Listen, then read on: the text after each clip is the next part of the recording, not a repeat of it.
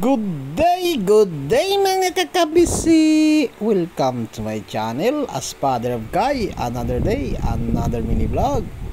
Ang lulutuin natin ngayon ay munggo. Bakit kaya tuwing Biyernes munggo ang niluluto nila pero ako hindi? Sabado ko niluto yan ngayon. Kasi yung iba, pang Biyernes daw yan. Di ko lang alam kung bakit. Kahit anong araw, niluluto ko ang munggo, mga kakabise. Nilagay na tayo ng sibuyas dyan, bawang, luya, saka yung kamatis. Ang ginamit kong mantika dyan, yung taba ng baboy. Pinagmantika ko lang yan. Saka yung Adidas, chicken feet, ang sahog niya. Pinalambot ko na kanina yan. Pati yung munggo, pinalambot ko na rin yan para mabilis lang tayo magluto. Kasi galing pa akong palengke. Alas 12 na, gutom na.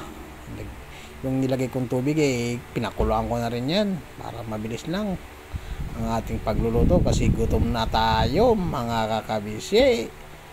Maraming salamat sa mga follower namin dyan. Pakishare naman ang aming video at pakipollow na rin, lalo na yung mga OFW.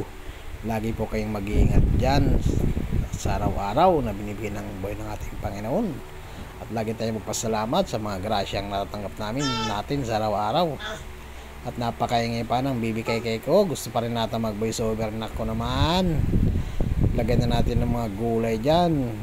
Yung malunggay galing sa taas yan. May talim kami dyan sa taas. Kaya walang problema sa malunggay. Hindi na tayo bibili. Konting minuto na lang inaantay natin dyan mga kakabisi. Kasi ang gagawin natin yan ay munggo, ginataang munggo. Yung po nilagay na natin ang ating gata. Yung unang piga yan, mga kakabisi. Antay na lang tayo ng konting minuto pa dyan at mamaya ay magpapakals na tayo. Bakals na! Okay, napakabango yan, no? Yung munggo pala, bakit kaya tuwing Biyernes lang nila pwede nilutuin? Ako hindi, kahit anong araw niluluto ko ang munggo. Mga kasabihan ng mga matatanda yan. Mga pang Biyernes lang daw ang munggo. Ako hindi, kahit anong araw niluluto ko yan. Okay, sasamahan natin ng piritong isda yan. Yan ang masarap na partner niya. Napakasarap niyan pag may piritong isda. 4 na piraso lang niluto ko dyan kasi dadalaw lang naman kami. Kasya na sa amin yan. Okay, napakasarap niyan.